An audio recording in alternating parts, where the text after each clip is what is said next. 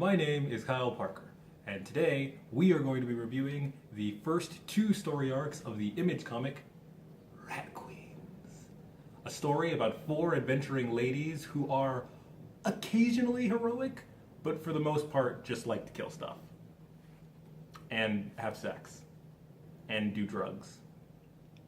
Roll call! We've got Violet, the beardless hipster dwarven warrior, Dee, the atheist cleric with cultist parents, Betty, the high-spirited, drug-munchin, roguish munchkin, and finally, Hannah, the foul-mouthed, chaotic neutral wizard. Man, there are a lot of compound words in the script. Rat Queens is a comic created by writer Curtis Weeb.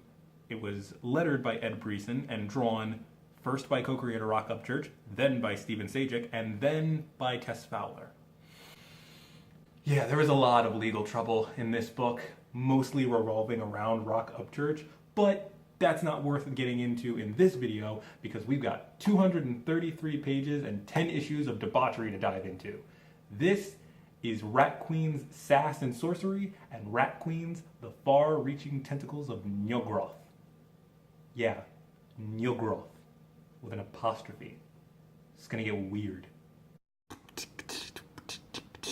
I like comic books, you like comic books. Why do we like comic books? Let's find out. This book is a refreshing twist on the it was based on my D&D game story that a lot of fantasy stories spawn from.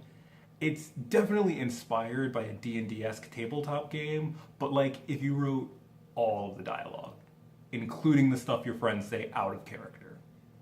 It's 10 issues over 2 story arcs that are pretty closely connected, but the thing is, no matter which way you cut it, the 3-act structure doesn't really apply. Within the first individual issue, the first act is about 7 pages and the third act is about 2.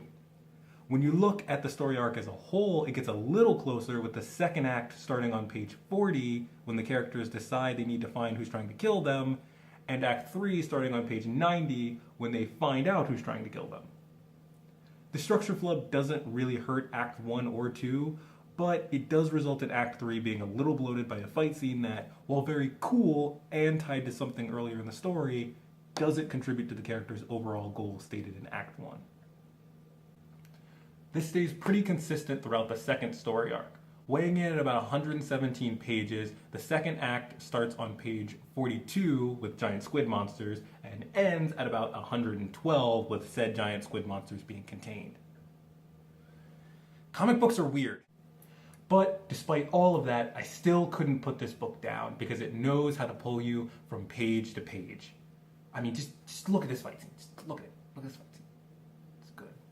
Okay, let's break this down panel by panel. First, it draws you left with an attack from Violet, then right with an attack from the assassin, and then left with a tiny panel of a sword being drawn, and then the connecting strike hits on the bottom right panel. An upward strike, mind you, to get your eyes nice and ready to look at the top of the next page. And all of this framed by these slanted panels that this book loves to use during fight scenes.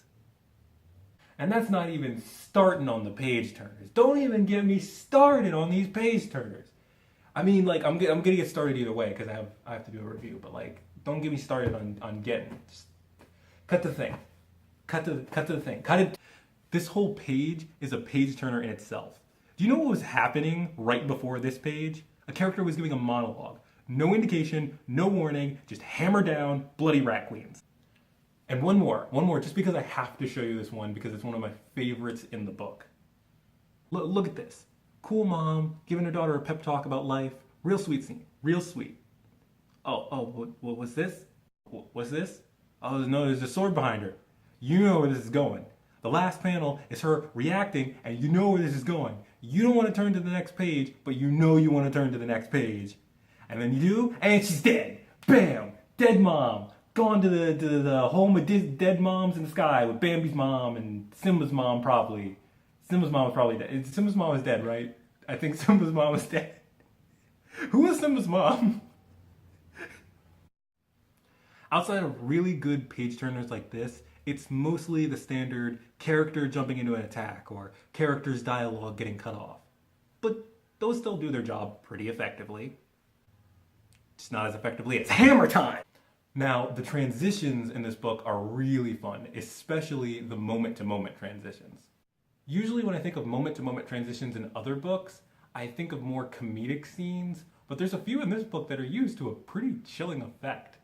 Like this one of Hannah tapping into her darker magics. Don't get me wrong, there are still some pretty funny ones in here. Now, this book doesn't exactly have a main character. Everyone has their own side plots, but the overarching plot is completely driven by the actions of the ensemble. But if I had to pick two really defined character arcs that came out of this, I would say it would be Hannah and Dee. Both characters have strong themes of rejecting or resenting their heritage. Dee has to accept her religious upbringing as part of who she is, and Hannah has to come to terms with her lineage and the intimacy and inadequacy issues that come with it. For Violet, we don't so much get a character arc as much as just character backstory. And Betty, lovable drug addict that she is, has zero development. I would give this book a solid 8 out of 10. I've read past these story arcs and it's not super great, but these two arcs stand really well on their own as a self-contained story. And I would definitely recommend this to anyone who has ever played any kind of tabletop game. It will feel delightfully familiar.